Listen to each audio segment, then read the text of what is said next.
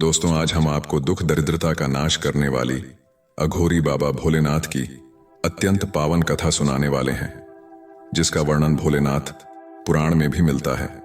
और कहा जाता है कि जो भी इंसान इस कथा को पूरे सच्चे मन से शुरू से लेकर अंत तक पूरा सुनता है तो उसके घर में कभी भी दरिद्रता नहीं आती है। इस कथा को सुनने के बाद रोगी इंसान को अपने सभी रोगों से मुक्ति मिल जाती है। और आपको इस कथा के माध्यम से यह भी बताने वाले हैं कि सावन में भोलेनाथ जी की कथाओं का स्मरण करने से कौन सा फल मिलता है। इसलिए आप सभी लोग इस कथा का स्मरण शुरू से लेकर अंत तक पूरा करना है। और अगर कोई भी इंसान आदियोगी भोलेनाथ और माता पार्वती जी की इस कल्याणकारी कथा का स्मरण करता है तो उसकी भक्ति भोलेनाथ के प्रति 100 गुना अधिक बढ़ जाती है।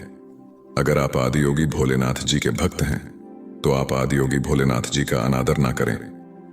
इस पावन कथा को शुरू करने से पहले अगर आप सभी लोगों ने अभी तक वीडियो को लाइक नहीं किया है तो वीडियो को लाइक अवश्य करें और कमेंट बॉक्स में हर हर महादेव लिखें।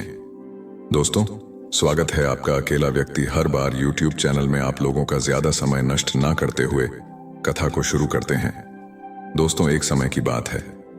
किसी गांव में एक ब्राह्मण रहता था। वह जन्म से ही बहुत गरीब था और वह ब्राह्मण अपनी पत्नी और अपने पुत्र के साथ रहता था। उसके पुत्र का नाम कार्तिक था। वह ब्राह्मण प्रतिदिन सुबह उठकर स्नान आदि करने के बाद तुलसी के पौधे पर जल चढ़ाता था और वह प्रतिदिन उस गांव के सभी घरों में जाकर कथाएं सुनाता था। लेकिन उस ब्राह्मण द्वारा किए गए यह सभी कार्य उसकी पत्नी को बिल्कुल भी पसंद नहीं थे, क्योंकि उस ब्राह्मण की पत्नी कई वर्षों से आदियोगी भोलेनाथ का पूजा पाठ किया करती थी और सावन के सभी सोमवारों को उपवास भी रखती थी। लेकिन इतना सब कुछ करने के बाद भी उसे गरीबी का ही सामना करना पड़ रहा था। इसलिए वह ब्राह्मण की पत्नी आदियोगी भोलेनाथ से बहुत ही नाराज हो गई और उनका पूजा पाठ करना सब कुछ छोड़ दिया। इसी तरह से वह ब्राह्मण जब तक युवा था तब तक वह कहीं ना कहीं से आदियोगी भोलेनाथ की कथा सुनाकर या पूजा पाठ करने के बाद उसे जो धन मिलता था उसी धन से वह अपने परिवार का पालन पोषण करता था। फिर एक दिन उस ब्राह्मण की पत्नी ने दोबारा आदियोगी भोलेनाथ की पूजा अर्चना करना शुरू कर देती है। वह अपने मन में यह सोचकर आदियोगी भोलेनाथ की पूजा अर्चना किया करती थी कि एक दिन तो ऐसा जरूर आएगा जब मेरी भी सभी मनोकामनाएं पूर्ण होंगी, मेरी भी गरीबी दूर होगी।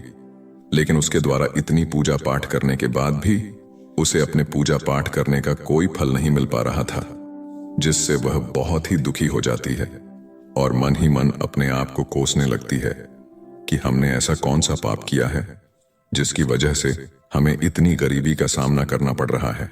अब धीरे धीरे वह ब्राह्मण और उसकी पत्नी दोनों ही बहुत बूढ़े हो चुके थे और अब उस ब्राह्मण के शरीर में इतनी शक्ति भी नहीं बची थी कि वह किसी गांव में आदियोगी भोलेनाथ की कथा करने के लिए जा सके। अब वह ब्राह्मण भी हमेशा बीमार रहने लगा था, क्योंकि उसे कई बीमारियों ने घेर लिया था और उसके घर को चलाने वाला कोई नहीं था। इसलिए वह ब्राह्मण भी चिंतित रहने लगा था। धीरे धीरे से उसके घर में कुछ नहीं बचा। उसे दाने दाने के लिए झुंझ पड़ गया था। तब वह ब्राह्मण की पत्नी बहुत ही क्रोधित हो जाती है और एक बार फिर से क्रोध में आकर आदियोगी भोलेनाथ की पूजा अर्चना करना छोड़ देती है और अपने पति से भी आदियोगी भोलेनाथ की पूजा अर्चना करने से मना करने लगती है। लेकिन वह ब्राह्मण आदियोगी भोलेनाथ की पूजा अर्चना करना नहीं छोड़ता है। तब एक दिन वह क्रोधित होकर अपने पति से कहती है, हे नाथ, हम दोनों यह कब तक आदियोगी भोलेनाथ की पूजा अर्चना करते रहेंगे? क्योंकि आदियोगी भोलेनाथ शंभू की पूजा अर्चना करते करते हम दोनों बहुत ही बूढ़े हो चुके हैं, लेकिन अभी भी हमें इतनी पूजा पाठ करने का कोई फल प्राप्त नहीं हुआ है। हम इतनी गरीबी से जूझ रहे हैं, यहां तक हमारी गरीबी दूर ही नहीं हुई है, बल्कि हम इसके उल्टा पहले से और भी ज्यादा गरीब हो गए हैं। पहले तो कुछ ठीक भी था, लेकिन अब तो दाने दाने के लिए रोना पड़ रहा है। उस ब्राह्मण की पत्नी उस ब्राह्मण से आगे कहती है, हे नाथ, मैं ही मूर्ख हूं जो मैंने एक बार आदियोगी भोलेनाथ की पूजा अर्चना करना बंद करके दोबारा से शुरू कर दी और मैंने सावन के सभी सोमवार को ना तो दिन देखा ना रात देखी, दिन से रात तक आदियोगी भोलेनाथ की पूजा अर्चना की और उपवास भी रखा। प्रतिदिन जब तप करके अपने ही शरीर को कमजोर कर लिया। यह सब करने के बाद भी मुझे इसका कोई फल नहीं मिला और अब तुम्हारा शिव क्या देगा? जो तुम प्रतिदिन भोलेनाथ के शिवलिंग पर जल अर्पित करते हो। दोस्तों, अपनी पत्नी की बात सुनकर वह उसे कुछ भी नहीं कहता है, क्योंकि उसे अपने आराध्य आदियोगी भोलेनाथ पर पूरा विश्वास था। उधर उसका पुत्र कार्तिक अभी शिक्षा ग्रहण कर रहा था और कुछ ही दिनों में उसकी शिक्षा दीक्षा पूरी हो गई। वह अपनी शिक्षा दीक्षा पूरी करके अपने घर आ गया और जब उसने अपने माता पिता को कष्ट में देखा, तब वह अपने आने वाले भविष्य के बारे में ज्यादा ना सोचकर उसने अपने माता पिता की सेवा करनी शुरू कर दी। उनकी सभी मनोकामनाएं को पूर्ण करना शुरू कर दिया और घर का सारा बोझ अपने कंधों पर ले लिया। वह अपने पिता की तरह गांव गांव जाकर आदियोगी भोलेनाथ की कथाओं को सुनाने लगा और कथा सुनाने पर मिली दक्षिणा से अपने परिवार का पालन पोषण करने लगा। ऐसे ही कई वर्ष गुजर जाते हैं, लेकिन एक दिन की बात है। कार्तिक उस गांव के आदियोगी भोलेनाथ के प्रसिद्ध मंदिर में पूजा अर्चना करने के बाद वहां पर उपस्थित भोलेनाथ भक्तों को आदियोगी भोलेनाथ की पावन कथा का स्मरण कराते हुए कहता है कि जो भी आदियोगी भोलेनाथ की इस पावन कथा को सच्चे मन से स्मरण करता है, उनकी आदियोगी भोलेनाथ सभी मनोकामनाएं पूर्ण कर देते हैं। कार्तिक की यह बात उस गांव का महाराज उस मंदिर में आए हुआ था। वही इस बात को महाराज सुन लेता है और उसे यह बात बहुत ही अच्छी लगती है। इसीलिए वह कार्तिक के पास पहुंचकर उससे कहता है, मुझे तुम्हारी यह कथा बहुत ही अच्छी लगी, किंतु क्या तुम आज से प्रतिदिन राजकन्या को आदियोगी भोलेनाथ की कथाओं को स्मरण कराओ क्योंकि मैं चाहता हूं कि मेरी पुत्री को अच्छा वर मिले और इसके लिए मैं तुमको प्रतिदिन दक्षिणा के रूप में ढेर सारा धन दूंगा। महाराज की ऐसी बातों को सुनकर कार्तिक बहुत ही प्रसन्न हो जाता है और राजकन्या को प्रतिदिन कथाओं का स्मरण कराने के हामी भर देता है। फिर उसके बाद महाराज ने कार्तिक को अपने राजमहल में राजकन्या को प्रतिदिन कथाओं का श्रवण कराने के नियुक्त कर लिया और अब कार्तिक प्रतिदिन उस गांव के महाराज की पुत्री को कथा सुनाने लगा और राजकन्या को कथा का स्मरण कराने पर दक्षिणा के रूप में जो कुछ धन मिलता था, उसी धन से वह अपने परिवार का पालन पोषण करने लगा। किंतु कार्तिक की माता को यह बात अच्छी नहीं लगती थी और वे इस पर प्रसन्न भी नहीं रहती थीं, क्योंकि उन्हें अपने पुत्र के आने वाले भविष्य की चिंता थी। इसीलिए वे प्रतिदिन इस बात को लेकर बहुत ही चिंतित रहती थीं। फिर एक दिन ब्राह्मण की पत्नी अपने पति से कहती है, हे नाथ, मुझे अपने पुत्र के भविष्य की चिंता हो रही है, क्योंकि हमारा जीवन तो किसी तरह से कट गया है, लेकिन मुझे हमारे पुत्र के आने वाले भविष्य की चिंता है। हमारे मरने के बाद उसका क्या होगा? क्या हमारी भक्ति पूजा पाठ का कभी कोई फल नहीं मिलेगा? क्या आदियोगी भोलेनाथ को हमारा दुख दिखाई नहीं देता है? हमारा पुत्र महाराज के महल से दक्षिणा में जो धन लाता है, माना कि उस धन से हमारे पूरे परिवार का पालन पोषण हो जाता है, लेकिन बाकी की सभी मनोकामनाएं का क्या? वे कैसे पूरी होंगी? अब क्या हम सिर्फ अपना पेट भरने के लिए ही जिएं? ईश्वर ने अपनी आंखें क्यों बंद कर रखी हैं?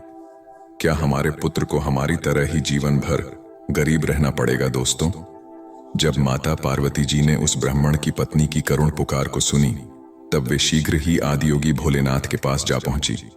तब आदियोगी भोलेनाथ जी ने पूछा कि हे देवी पार्वती, आज आप बहुत चिंतित लग रही हैं। फिर माता पार्वती जी आदियोगी भोलेनाथ जी से कहती हैं, हे भोलेनाथ शंभु, आप तो त्रिकालदर्शी हैं, आपको तो सब कुछ पता होता है, किंतु आप फिर भी यह प्रश्न कर रहे हैं। चलिए, मैं आपको बता देती हूं कि मैं इतना चिंतित क्यों हूं। मेरी चिंता का कारण है वह ब्राह्मण और उसकी पत्नी। आप उन दोनों की परीक्षा क्यों ले रहे हैं? हे प्रभु, वह ब्राह्मण तो आपका परम भक्त है, लेकिन आपने सिर्फ उसके जीवन को कठिनाइयों से ही भरा है। उसे कभी भी उसके द्वारा पूजा करने का फल नहीं दिया। इसलिए मेरी आपसे विनती है कि अब आप उसके जीवन के सभी दुखों का नाश करें, अन्यथा कहीं ऐसा ना हो कि वह ब्राह्मण और उसकी पत्नी आपका पूजा पाठ करना ही बंद कर दें और कहीं उसके मन में आपके प्रति श्रद्धा विश्वास समाप्त ना हो जाए। माता पार्वती जी की इन सभी बातों को सुनकर आदियोगी भोलेनाथ माता पार्वती जी से कहते हैं, हे देवी पार्वती, आप चिंतित मत होइए, क्योंकि हमने उस ब्राह्मण के भाग्य के उदय का बीज बो दिया है। अब हम दोनों को उस ब्राह्मण के घर जाने का समय आ गया है और पृथ्वी लोक पर जाकर हमें भोलेनाथ लीला करनी है। इतना कहकर आदियोगी भोलेनाथ जी माता पार्वती जी के साथ पृथ्वी लोक की ओर चल देते हैं और पृथ्वी लोक पर पहुंचकर दोनों साधु का रूप धारण कर लेते हैं। साधु का रूप धारण करने के बाद उस ब्राह्मण के घर के समीप पहुंच जाते हैं और जोर जोर से आवाज लगाते हुए कहते हैं, अलख निरंजन, घर में कोई है। तब उनकी आवाज सुनकर वह बूढ़ा ब्राह्मण घर से बाहर निकलता है और उन्हें प्रणाम करते हुए कहता है, हे प्रभु, आपका स्वागत है। बताइए, मैं आपकी किस तरह से मदद कर सकता हूं। तब साधु का रूप धारण किए हुए आदियोगी भोलेनाथ ने उस ब्राह्मण से कहा कि आज की रात्रि में हम आपके घर पर विश्राम करना चाहते हैं। तब वह ब्राह्मण अपने मन में सोचने लगा कि यह तो हमारे अतिथि है, मुझे इन्हें मना नहीं करना चाहिए, क्योंकि अगर इन्हें बुरा लग गया तब यह मेरे पूरे परिवार सहित श्राप दे सकते हैं। लेकिन मैं किस तरह से इनका अतिथि सत्कार करूंगा, क्योंकि जैसे तैसे करके मेरा पुत्र जो धन लेकर आता है उससे किसी तरह से हमारे परिवार का पालन पोषण होता है और कुछ भी नहीं बच पाता है। इसलिए मैं इनके भोजन का प्रबंध कैसे कर सकता हूं। अपने मन में इतना सोचकर उसने कहा कि हे प्रभु, मेरा पुत्र इस गांव के महाराज की पुत्री को कथा सुनाकर दक्षिणा में जो भी धन लाता है उसी से एक वक्त के लिए हम तीनों के भोजन की पूर्ति होती है। इसलिए मैं कुछ भी करके सिर्फ एक समय के लिए ही भोजन का प्रबंध कर सकता हूं। तब साधु का रूप धारण किए हुए आदियोगी भोलेनाथ जी ने उस ब्राह्मण को एक पात्र देकर उससे कहा, हे पुत्र, आज से तुम अपनी पत्नी से कह देना कि इस पात्र में भोजन बनाया करो, तो हम सभी के लिए दोनों वक्त का भोजन बन जाया करेगा। फिर इस प्रकार से उस पात्र में भोजन बनाने से सभी के लिए दोनों वक्त के भोजन की पूर्ति हो जाती है। यह दृश्य देखकर तीनों बहुत ही आश्चर्य में पड़ गए थे और बहुत ज्यादा भयभीत भी हो गए थे। दोस्तों, उसके अगले दिन सुबह उठकर कार्तिक राजकन्या को कथा सुनाने के लिए जा ही रहा था कि तभी अचानक से साधु का रूप धारण किए हुए आदियोगी भोलेनाथ जी ने कार्तिक से पूछा कि हे पुत्र, तुम कहां जा रहे हो। तब कार्तिक उनसे कहता है, हे प्रभु, मैं तो अब इस गांव के महाराज की पुत्री को कथा का स्मरण कराने के लिए जा रहा हूं। तब साधु का रूप धारण किए हुए आदियोगी भोलेनाथ जी ने कार्तिक से कहा कि हे पुत्र, आज जब तुम राजकन्या को कथा का स्मरण कराने के लिए जाओ तो तुम उससे पूछना कि वह अपनी किस मनोकामना की पूर्ति होने के लिए प्रतिदिन आदियोगी भोलेनाथ की कथा का स्मरण करती है। यह सुनकर कार्तिक राजमहल में पहुंच जाता है और राजकन्या को कथा का स्मरण कराने लगता है। राजकन्या को कथा का स्मरण कराने के बाद कार्तिक उसी प्रश्न को राजकन्या से पूछता है कि तुम अपनी किस मनोकामना की पूर्ति होने के लिए प्रतिदिन कथा का स्मरण करती हो। तब राजकन्या कार्तिक से कहती है, मैं अपनी इस मनोकामना की पूर्ति होने के लिए प्रतिदिन आदियोगी भोलेनाथ की कथाओं का स्मरण करती हूँ, जिससे मुझे ऐसा कोई वर मिले जिसकी चर्चा पूरे गांव में सभी करें, उसके मस्तक पर चंद्र और सूरज हो और उसका भाग्य इतना अच्छा हो कि उसके घर में किसी भी चीज की कोई कमी ना हो। वह ऐसी बारात लेकर आए जैसी अभी तक किसी ने देखी ना हो। राजकन्या की इन बातों को सुनकर कार्तिक घर वापस लौट आता है और घर पर पहुंचकर साधु रूपी आदियोगी भोलेनाथ को सारी बातें बता देता है।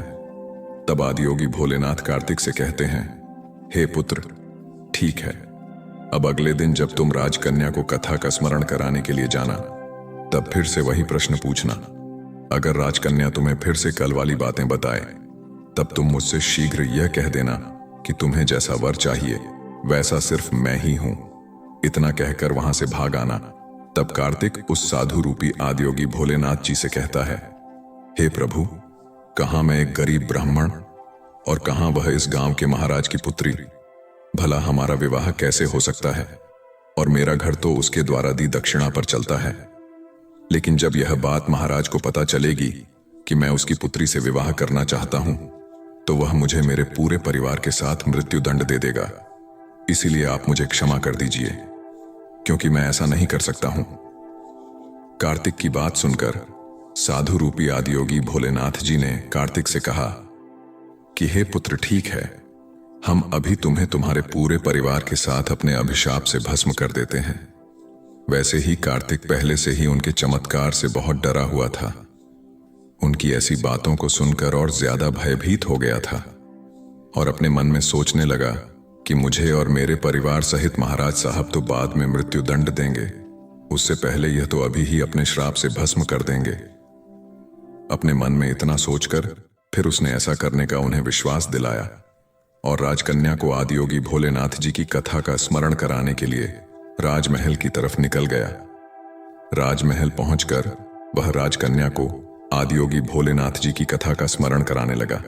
उसके बाद उसने राजकन्या से फिर से पूछा कि आप अपनी किस मनोकामना की पूर्ति के लिए आदियोगी भोलेनाथ जी की कथा का स्मरण करती हो। तब राजकन्या ने फिर वही जवाब दिया जो उसने पहले दिन दिया था। उसके बाद कार्तिक ने राजकन्या से कहा कि हे राजकन्या, तुम्हें जैसा वर चाहिए वैसा वर मैं ही हूं। इतना कहकर कार्तिक शीघ्र राजमहल से भागकर अपने घर आ गया। लेकिन कार्तिक की ऐसी बातों को सुनकर राजकन्या बहुत ही क्रोधित हो गई।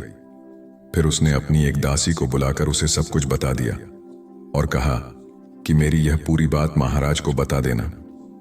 फिर जब यह बात महाराज को पता चली तब वह भी कार्तिक पर बहुत क्रोधित हो गया और उसने राजकन्या को भरोसा दिलाया कि उस उदंड ब्राह्मण को इसके लिए अवश्य सजा मिलेगी।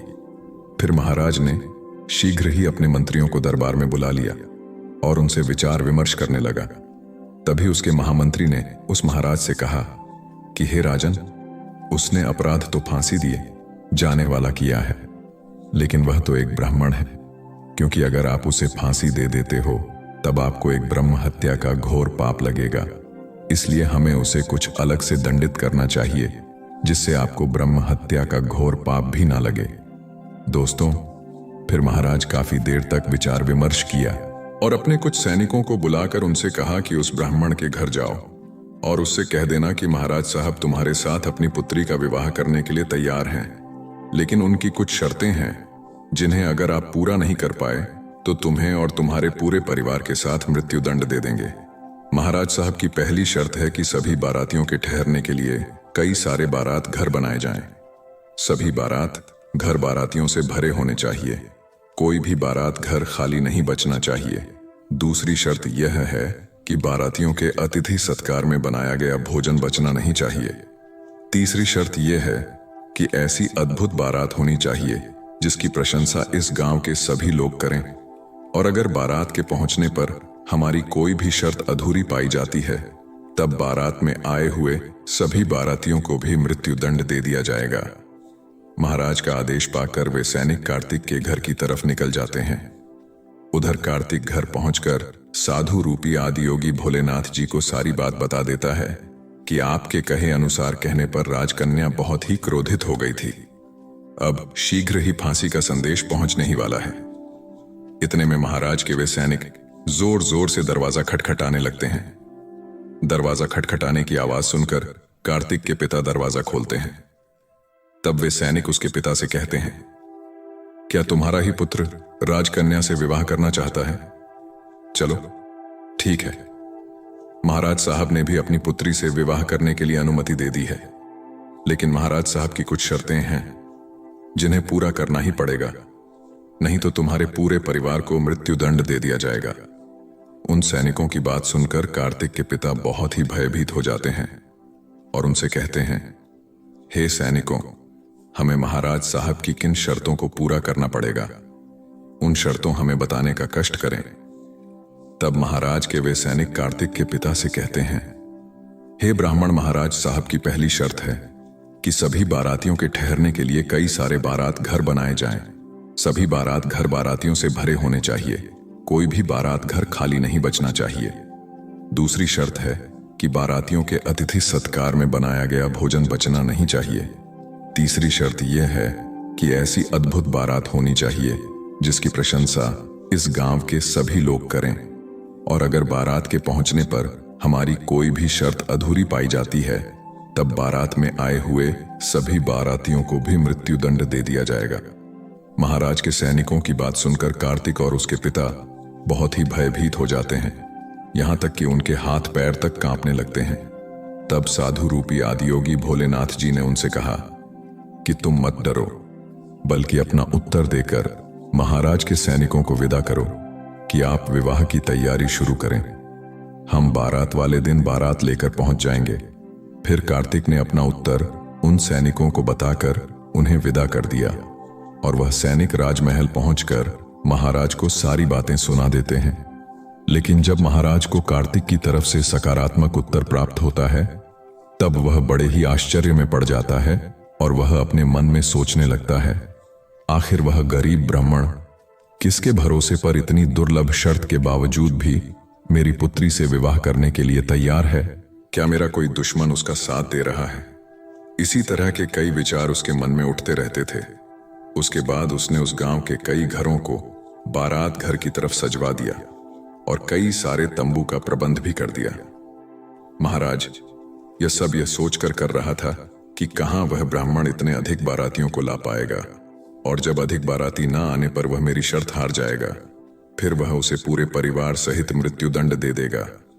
इधर कार्तिक उस गांव में जिसे भी अपनी बारात में चलने के लिए कहता था, वह उसे यह कहकर मना कर देता था कि नहीं, मुझे इतनी जल्द नहीं मरना है, तुम्हारा तो अंतिम समय निकट आ गया है, इसलिए हम तुम्हारे साथ बारात में मरने के लिए क्यों जाएं?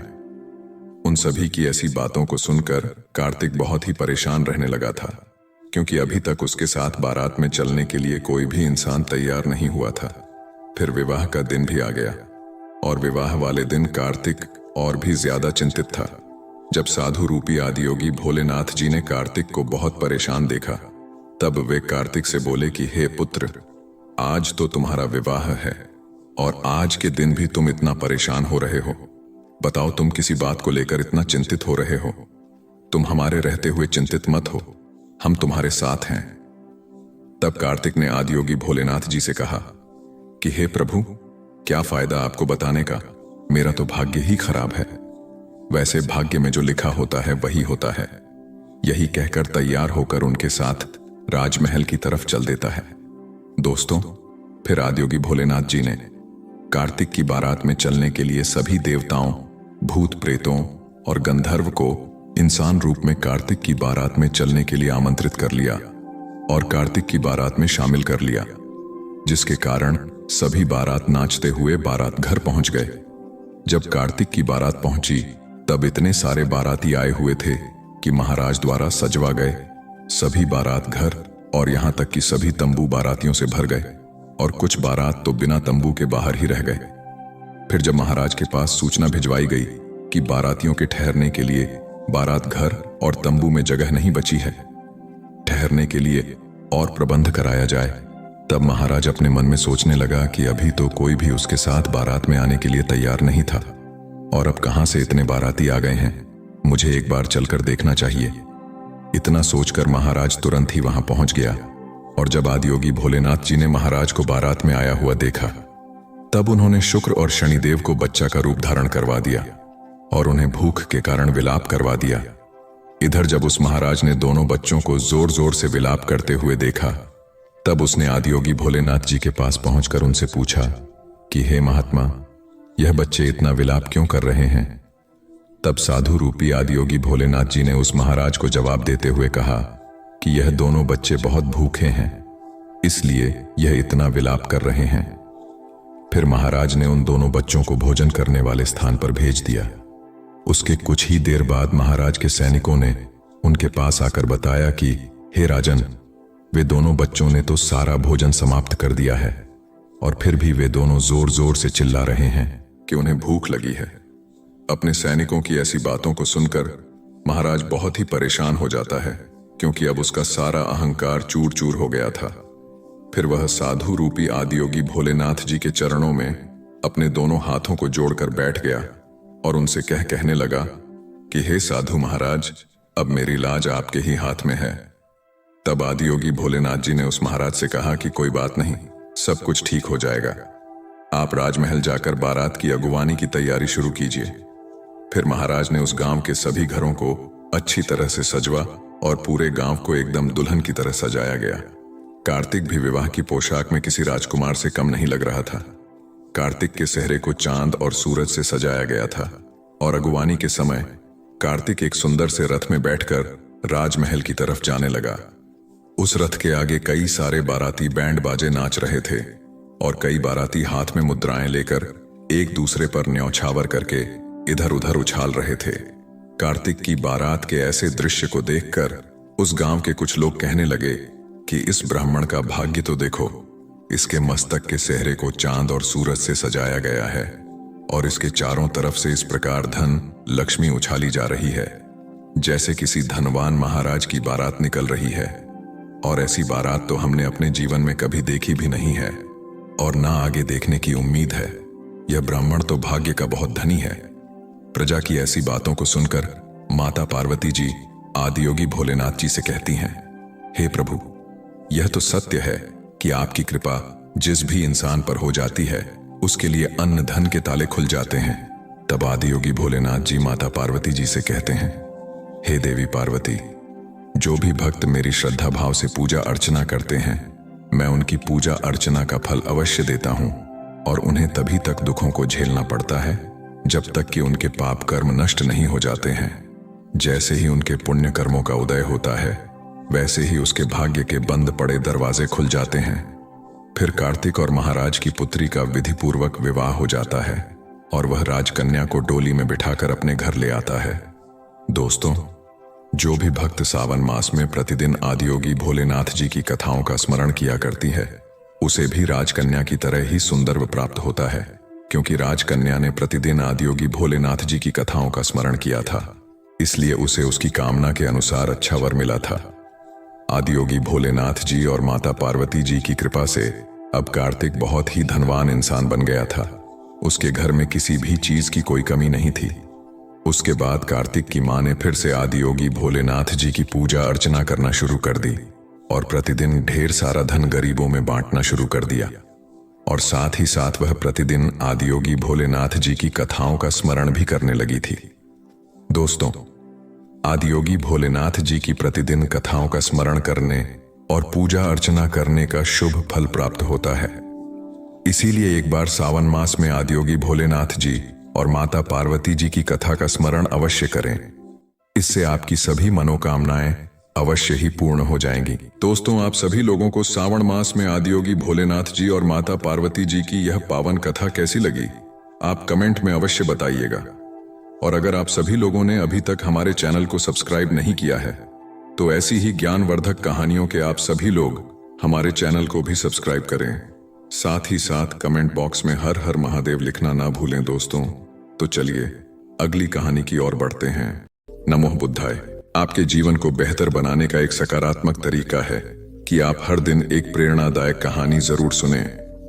प्रेरणादायक कहानियां गहरे स्तर के ज्ञान को सीखने का एक शानदार तरीका है। यहाँ कुछ लघु प्रेरणादायक कहानियों का संग्रह है जो आपके मन और आत्मा के उत्थान की शक्ति को बढ़ा सकती है। प्रेरणादायक कहानियां हमेशा हमारे जीवन में महत्वपूर्ण भूमिका निभाती हैं, क्योंकि हम ऐसी कहानियों से बहुत कुछ सीख सकते हैं। प्रेरणादायक कहानियों का इतिहास उतना ही पुराना है जितना कि स्वर्ग और नर्क की अवधारणा। कोई भी निर्धारित नहीं कर सकता है कि ये कहानियां वास्तव में कहां से शुरू हुई हैं, लेकिन तथ्य यह है कि ये कहानियां आत्म प्रेरणा और किसी के व्यक्तित्व को विकसित करने में महत्वपूर्ण भूमिका निभाती हैं। ये कहानियां हमेशा दिल को छूती हैं और भावनाएं पैदा करती हैं। इसीलिए जब भी हम कोई अच्छी प्रेरक कहानी सुनते हैं तो हमारी आत्मा तरोताजा हो जाती है। एक किसान की फसल पाले ने बर्बाद कर दी। उसके घर में अन्न का एक दाना भी नहीं बचा। गांव में ऐसा कोई नहीं था जो किसान की सहायता करे। किसान सोचता रहा कि वह क्या करे।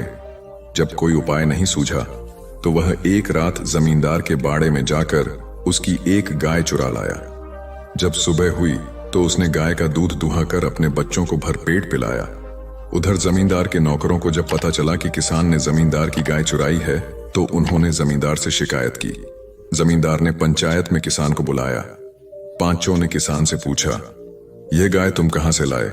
किसान ने उत्तर दिया, इसे मैं मेले से खरीद कर लाया हूं। पंचों ने बहुत घुमा फिर कर सवाल किया, किंतु किसान इसी उत्तर पर अड़िग रहा।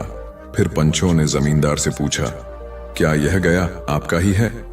जमींदार ने किसान की ओर देखा तो किसान ने अपनी आंखें नीची कर लीं। तब जमींदार ने किसान ने कहा, पंचों, मुझसे भूल हुई, ये गाय मेरी नहीं है। पंचों ने किसान को दोष मुक्त कर दिया। घर पहुंचने पर जमींदार के नौकरों ने झूठ का बोलने का कारण पूछा तो जमींदार बोला, उस किसान की नजरों में उसका दर्द झलक रहा था। मैं उसकी विवशता समझ गया। यदि मैं सच बोलता तो उसे सजा हो जाती। इसलिए मैंने झूठ बोलकर एक परिवार को और संकटग्रस्त होने से बचा लिया। इतने में किसान जमींदार की गाय लेकर उसके घर पहुंच गया और जमींदार के पैरों में गिरकर माफी मांगने लगा। जमींदार ने उसे गले से लगाकर माफ कर दिया और उसकी आर्थिक सहायता की। वस्तुतः किसी के भले के लिए बोला गया झूठ पूर्णतः धार्मिक है, क्योंकि संकटग्रस्त की सहायता के लिए साधना की पवित्रता नहीं बल्कि साध्य की सात्विकता देखी जाती है। एक स्थान पर 3 पर्वत थे। उन पर्वतों के साथ लगी हुई एक बड़ी खाई थी, जिसके कारण कोई उस तरफ नहीं जा पाता था। एक बार देवताओं का उस ओर आना हुआ। उन्होंने पहाड़ों से कहा, हमें इस क्षेत्र का नामकरण करना है। तुम में से किसी एक के नाम पर ही नामकरण किया जाएगा। हम तुम तीनों की एक एक इच्छा पूरी कर सकते हैं। 1 वर्ष बाद जिस पर्वत का सर्वाधिक विकास होगा, उसी के नाम पर इस क्षेत्र का नामकरण किया जाएगा। पहले पर्वत ने वर मांगा, मैं सबसे ऊंचा हो जाऊं ताकि दूर दूर तक दिखाई दूं। दूसरे ने कहा, मुझे प्राकृतिक संपदाओं से भरकर घना और हरा भरा कर दो। तीसरे पर्वत ने वर मांगा, मेरी ऊंचाई कम कर इसे खाई को समतल बना दो ताकि यह संपूर्ण क्षेत्र उपजाऊ हो जाए। देवता तीनों की इच्छा पूर्ण होने का वरदान देकर चले गए। जब 1 वर्ष बाद देवता उस क्षेत्र में एक बार फिर पहुंचे तो उन्होंने देखा कि पहला पर्वत बहुत ऊंचा हो गया था, किंतु वहां कोई नहीं जा पाता था। दूसरा पर्वत इतना अधिक घना व हरा भरा हो गया था कि उसके भीतर सूर्य की रोशनी तक नहीं पहुंच पाती थी, इसलिए कोई उसके भीतर जाने का साहस ही नहीं कर पाता था। तीसरे पर्वत की ऊंचाई बहुत कम हो गई थी और खाई भर जाने से उसके आसपास की भूमि उपजाऊ हो गई थी, इसलिए लोग वहां पर आकर बसने लगे थे। देवताओं ने उस क्षेत्र का नाम तीसरे पर्वत के नाम पर रखा। कथासार यह है कि हर किसी की निगाह में आने की इच्छा और शबे ऊंचा होना अहंकार का प्रतीक है। प्राकृतिक संपदाओं से भरा होने के बावजूद किसी के काम न आना स्वार्थी वृत्ति को दर्शाता है। अपने गुणों व धन का समाज विकास हेतु उपयोग करने वाला ही वास्तव में सम्मान का अधिकारी होता है। आश्रम में रहने वाले शिष्यों ने एक दिन अपने गुरु से प्रश्न किया, गुरुजी, धन, कुटुंब और धर्म में से कौन सच्चा सहायक है? गुरुजी ने उत्तर में यह कथा सुनाई। एक व्यक्ति के 3 मित्र थे। तीनों में से एक उसे अत्यधिक प्रिय था। वह प्रतिदिन उससे मिलता और जहां खिन्न जाना होता तो वह उसी के साथ जाता। दूसरे मित्र से उस व्यक्ति की मध्यम मित्रता थी, उससे वह 2-4 दिन में मिलता था। तीसरा मित्र से वह 2 माह में एक बार ही मिलता और कभी किसी काम में उसे साथ नहीं रखता था। एक बार अपने व्यापार के सिलसिले में उस व्यक्ति से कोई गलती हो गई, जिसके लिए उसे राजदरबार में बुलाया गया। वह घबराया और उसने प्रथम मित्र से सदा की भांति साथ चलने का आग्रह किया, किंतु उसने सारी बात सुनकर चलने से इनकार कर दिया, क्योंकि वह राजा से संबंध बिगाड़ना नहीं चाहता था। दूसरे मित्र ने भी व्यस्तता जताकर चलने में असमर्थता जताई, किंतु तीसरा मित्र न केवल साथ चला बल्कि राजा के समक्ष उस व्यक्ति का पक्ष जोरदार ढंग से प्रस्तुत किया, जिस कारण राजा ने उसे दोष मुक्त कर दिया। ये कथा सुनाकर गुरुजी ने समझाया, धन वह है जिसे परम प्रिय मन जाता है, किंतु मृत्यु के बाद वह किसी काम का नहीं। कुटुंब यथासंभव सहायता करता है, किंतु शरीर रहने तक ही। मगर धर्म वह है जो इस लोक और परलोक दोनों में साथ देते हैं और सभी प्रकार की दुर्गति से बचाता है। सार यह है कि मनुष्य को अपनी वाणी व आचरण दोनों से धर्म का पालन करना चाहिए। यही सुख शांति का स्थायी आधार है।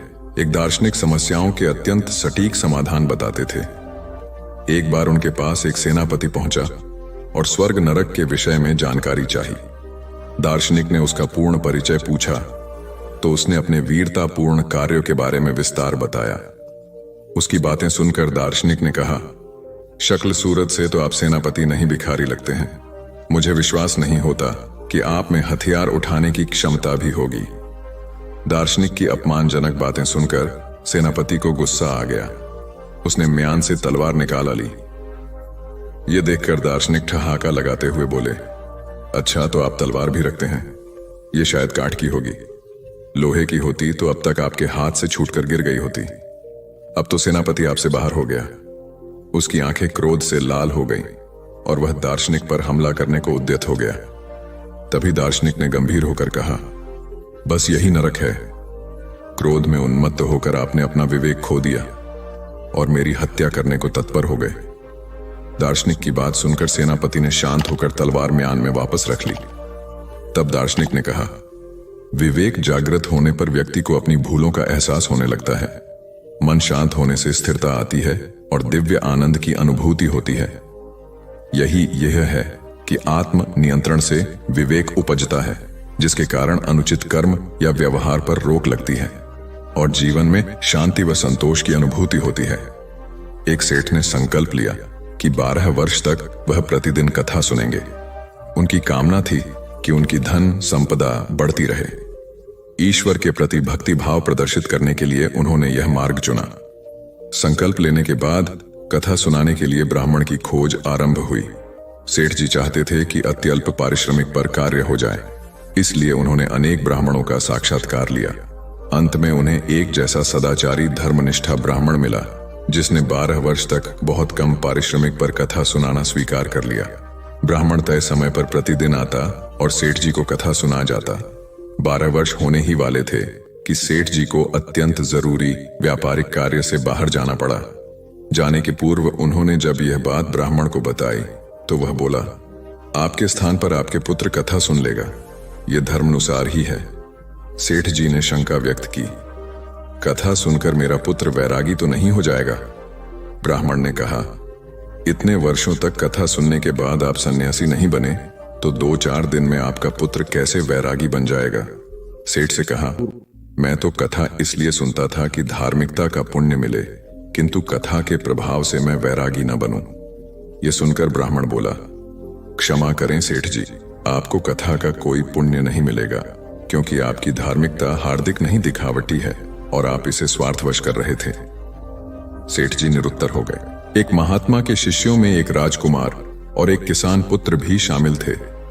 राजकुमार को राजपुत्र होने का अहंकार था, जबकि किसान का बेटा विनम्र और कर्मठ था। राजकुमार के पिता अर्थात वहां के राजा प्रतिवर्ष एक प्रतियोगिता का आयोजन करते थे, जिसमें प्रतिभागियों की बुद्धि का पैनापन और दृष्टि की विशालता परखी जाती थी। उसमें हिस्से लेने के लिए दूर दूर से राजकुमार आते थे। अध्ययन पूरा होने पर राजकुमार ने किसान पुत्र को उक्त प्रतियोगिता में शामिल होने का न्योता दिया, ताकि वहां बुलाकर उसका निरादर किया जाए। जब किसान पुत्र प्रतियोगिता स्थल पर पहुंचा तो राजकुमार व अन्य राजपुत्रों ने उसे अपने मध्य बैठने से इनकार कर दिया। अंततः किसान पुत्र अलग बैठा गया। राजा ने प्रश्न पूछा, यदि तुम्हारे समक्ष एक घायल शेर आ जाए तो तुम उसे छोड़ ढाकर भाग जाओगे या उसका उपचार करोगे? सभी राजकुमारों का एक ही उत्तर था कि शेर एक हिंसक प्राणी है, हम अपने प्राण संकट में डालकर उस शेर का उपचार नहीं करेंगे। किंतु किसान पुत्र बोला, मैं शेर का उपचार करूंगा, क्योंकि उस समय घायल जीव को बचाना मेरा परम कर्तव्य होगा। मनुष्य होने के नाते यही मेरा कर्म है। शेर का कर्म है मांस खाना, स्वस्थ होने पर वह मुझ पर हमला अवश्य करेगा, इसीलिए मुझे बुद्धि से कार्य लेना होगा। मैं शेर का उपचार करूंगा। जब मुझे लगेगा कि अब इसकी जान को कोई खतरा नहीं है, तो मैं शेर के पूर्णतः अपने पैरों पर खड़ा होने से पहले तुरंत सुरक्षित स्थान पर छिप जाऊंगा। इस तरह मैं शेर व अपने दोनों के प्राण बचा पाऊंगा। एक साधारण किसान पुत्र के मुख से ऐसी बुद्धिमत्ता पूर्वक बातें सुनकर राजा बहुत प्रभावित हुए व उसे विजेता घोषित करते हुए मंत्री पद प्रदान किया। वस्तुतः व्यक्ति का मूल्यांकन उसके वस्त्र या रहन सहन से नहीं, बल्कि उसके विचार व कर्मों के आधार पर होना चाहिए। दंडी स्वामी बहुत बड़े विद्वान थे। वे सत्य के आग्रही थे और अहंकार व पाखंडी से दूर रहते थे। उनका आश्रम मथुरा में था। उसने शिक्षा पाने दूर दूर से लोग आते थे। उनके शिष्यों में दयानंद भी थे। सभी शिष्यों के मध्य आश्रम के कार्यों का स्पष्ट विभाजन था, किंतु दयानंद से अधिक काम लिया जाता था। उन्हें भोजन भी कम दिया जाता, जिसमें मात्र गुड़ व भुने हुए चने होते थे। रात में पढ़ने के लिए प्रकाश की सुविधा भी उन्हें नहीं दी जाती थी, जबकि दूसरे शिष्यों को अनेक प्रकार की सुविधाएं प्राप्त थीं। स्वामी जी के शिष्य दयानंद के प्रति उनके इस व्यवहार से चकित थे और परस्पर बातचीत में इसकी निंदा भी करते थे, किंतु दयानंद को गुरु की निंदा अच्छी नहीं लगती थी। वे अन्य शिष्यों को ऐसा करने से रोकते थे और सदैव खुश रहकर गुरु की आज्ञा का पालन करते थे। एक दिन एक शिष्य ने स्वामी जी से इसका कारण पूछा तो वे मौन ही रहे। अगले दिन उन्होंने अपने शिष्यों के मध्य शास्त्रार्थ करने का निर्णय लिया। सभी शिष्यों को बुलाकर उन्हें बहस हेतु एक विषय दे दिया। उन्होंने सारे शिष्यों को एक तरफ और दयानंद को अकेले दूसरी तरफ बैठाया। शास्त्रार्थ शुरू हुआ तो सभी शिष्यों पर दयानंद भारी पड़े और जीत गए। तब दंडी स्वामी ने शेष शिष्यों से कहा, देखा आप लोगों ने, दयानंद अकेला आपसे लोहा ले सकता है, क्योंकि वह हर काम पूर्ण समर्पण से करता है। दयानंद खरा सोना है और सोना आग में तपकर ही निखरता है। यही दयानंद आगे चलकर भारत के महान समाज सुधारक दयानंद सरस्वती के नाम से विख्यात हुए। कथा सार यह है कि माता पिता व गुरु के द्वारा सौंपे गए कार्य बिना शिकायत व पूर्ण समर्पण से करने पर कार्य कुशलता व ज्ञान की वृद्धि होती है। अनकी सम्राट अकबर कला प्रेमी थे। उनके दरबार में कलाकारों को पर्याप्त सम्मान मिलता था। तानसेन जैसे महान संगीतकार अकबर के दरबार की शोभा थे। सम्राट अकबर तानसेन के संगीत को बहुत पसंद करते थे। तानसेन अपनी संगीत कला से सम्राट को खुश रखते थे। अकबर का चहेता संगीतकार होने के कारण तानसेन को थोड़ा अहंकार आ गया। उस समय कुछ संगीत साधक ऐसे थे जिन्होंने अपनी संगीत साधना का लक्ष्य ईश्वर को बनाया था। वे लोग संगीत के माध्यम से ईश उपासना में लीन रहते थे। इनमें अष्टछाप के कवि तथा वल्लभ संप्रदाय के आचार्य विठलनाथ भी थे। एक बार तानसेन की मुलाकात आचार्य विठलनाथ से हुई। आचार्य विठलनाथ को तानसेन से वार्तालाप के दौरान आभास हुआ कि तानसेन के अंदर अहंकार की भावना है। आचार्य विठलनाथ के कहने पर तानसेन ने गायन प्रस्तुत किया। विठलनाथ ने तारीफ करते हुए तानसेन को 1000 रुपए व 2 कौड़ी इनाम के रूप में दी। तानसेन ने कौड़ियां देने का कारण पूछा तो विठलनाथ बोले, आप मुगल दरबार के मुख्य गायक हैं, इसलिए 1000 रुपए का इनाम आपकी हैसियत को ध्यान में रखकर दिया है, और यह 2 कौड़ी मेरी व्यक्तिगत दृष्टि में आपके गायन की कीमत है। तानसेन को बहुत बुरा लगा। तब विठलनाथ ने कृष्ण भक्त गोविंद स्वामी को गायन करने का आग्रह किया। गोविंद स्वामी ने गायन प्रस्तुत करने का आग्रह किया। गोविंद स्वामी ने गायन प्रस्तुत करने का आग्रह किया। गोविंद स्वामी ने गायन प्रस्तुत किया, जिसे सुनकर तानसेन की गलतफहमी दूर हो गई। तानसेन बोले, विठलनाथ जी महाराज, मेरे गायन की कीमत वास्तव में 2 कौड़ी ही है, क्योंकि मैं सम्राट को खुश करने के लिए गाता हूं और आप ईश्वर को प्रसन्न करने के लिए गाते हैं। मखमला व टाट का मुकाबला भला कैसे संभव है? आपने अच्छा किया जो मेरा अहंकार तोड़ दिया। वस्तुतः भौतिक उपलब्धि की चाह में किए गए कर्म से सदैव वह कर्म श्रेष्ठ होता है जो विशुद्ध रूप से परमात्मा को समर्पित हो। एक संत के आश्रम में सैकड़ों गायें थीं। गायों के दूध से जो भी धन आता उससे आश्रम का संचालन कार्य होता था। एक दिन एक शिष्य बोला, गुरुजी, आश्रम के दूध में निरंतर पानी मिलाया जा रहा है। संत ने उसे रोकने का उपाय पूछा तो वह बोला, एक कर्मचारी रख लेते हैं जो दूध की निगरानी करेगा। संत से स्वीकृति दे दी। अगले ही दिन कर्मचारी रख लिया गया। 3 दिन बाद भी शिष्य फिर आकर संत से बोला, इस कर्मचारी की नियुक्ति के बाद से तो दूध में और भी पानी मिल रहा है। संत ने कहा, एक और आदमी रख लो जो पहले वाले पर नजर रखे। ऐसा ही किया गया, लेकिन 2 दिन बाद तो आश्रम में हड़कंप मच गया। सभी शिष्य संत के पास आकर बोले, आज दूध में पानी तो था ही, साथ ही एक मछली भी पाई गई। तब संत ने कहा, तुम मिलावट रोकने के लिए जितने अधिक निरीक्षक रखोगे, मिलावट उतनी ही अधिक होगी, क्योंकि पहले इस अनैतिक कार्य में कम कर्मचारियों का हिस्सा होता था तो कम पानी मिलता था। एक निरीक्षक रखने से उसके लाभ के मद्देनजर पानी की मात्रा और बढ़ गई। जब इतना पानी मिलाएंगे तो इसमें मछली नहीं तो क्या मक्खन मिलेगा? शिष्यों ने संत से समाधान पूछा तो वे बोले, हमारी सबसे पहले कोशिश यह होनी चाहिए कि हम उन लोगों को धर्म के मार्ग पर लाएं। हमें उनकी मानसिकता बदलकर उन्हें निष्ठावान बनाने की कोशिश करनी चाहिए ताकि वे यह कृत्य छोड़ दें। सार यह है कि बुराई पर प्रतिबंध लगाने के स्थान पर यदि आत्मबोध जागृत किया जाए तो व्यक्ति स्वयं ही कुमार्ग का त्याग कर देता है। सदियों पहले की बात है। राजा सूर्यसेन प्रतापगढ़ का राजा था। राजा की इकलौती संतान उसकी पुत्री भानुमति थी। वह अत्यंत सुंदर थी। भानुमति के विवाह योग्य होने पर राजा को पुत्री के लिए एक योग्य वर की तलाश थी। राजा एक ऐसा बुद्धिमान वर खोजना चाहता था जो उसकी पुत्री से विवाह के पश्चात उसके राज्य को भी संभाल सके। राजा ने ऐलान किया कि जो कोई भी राजकुमारी से विवाह करना चाहता है वह संसार की सबसे मूल्यवान वस्तु लेकर आए। अनेक राजकुमार कई मूल्यवान वस्तुएं लेकर राजा के समक्ष उपस्थित होते रहते थे, किंतु राजा ने सबको नकार दिया। राजा को यकीन था कि एक दिन कोई न कोई योग्य युवक इस शर्त को जरूर पूरा करेगा। एक दिन उसी राजा के राज्य के एक गांव के किसान के पुत्र रघु को राजा के इस शर्त के बारे में पता लगा। रघु बहुत बुद्धिमान था।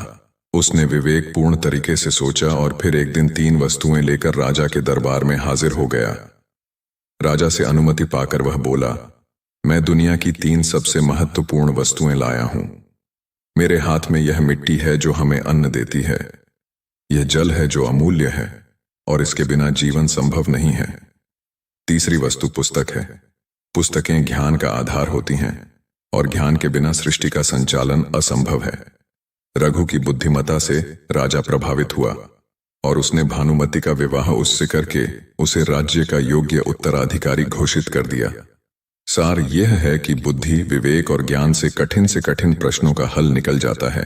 एक दिन कैलाश पर्वत पर शिव पार्वती बैठे थे। दोनों के मध्य पृथ्वीलोक के विषय में बातचीत चल रही थी। दोनों ने पृथ्वीलोक भ्रमण करने का फैसला किया और फिर भ्रमण के लिए निकल पड़े। तभी एक नगर के ऊपर से गुजरते हुए मां पार्वती ने देखा कि एक वृद्ध दंपत्ति अपने पुत्र के साथ दयनीय हालत में भिक्षा मांग रहा है। पार्वती दुखी हो गई। वे शंकर जी से बोली, प्रभु, आपकी बनाई दुनिया में कैसे गरीब लोग हैं, इनकी मदद कीजिए। शिव जी ने कहा, मैं इन्हें प्रसन्न नहीं कर सकता क्योंकि ये अपने मन की दुर्बलता व नकारात्मक सोच के कारण दुखी हैं। परंतु पार्वती जी का आग्रह जारी रहा। आखिर शिव जी को प्रणाम किया। शिव जी ने उन्हें वरदान मांगने को कहा। वृद्ध औरत बोली, देव, आप मुझे 18 वर्ष की युवती बना दें। शिव जी ने तथास्तु कह दिया। यह देख वृद्ध चिढ़कर बोला, दुष्टा, मुझे पता था कि अपने आसक्तियुक्त आचरण के कारण मुझे इस अवस्था में तू छोड़कर जाएगी। शिव जी बोले, आप क्यों परेशान हो रहे हैं, आप भी वरदान मांग लें। वृद्ध ने कहा, आप इसे स्वरी बना दें। भगवान शिव के तथास्तु कहते ही वह स्वरी बन गई। मां की दशा देखकर पुत्र रोने लगा। शिव जी ने उसे भी वरदान मांगने को कहा तो वह बोला, भगवान, आप मेरी मान को उसके असली रूप में कर दें। भगवान शिव के तथास्तु कहते ही वह फिर से वृद्ध स्त्री बन गई।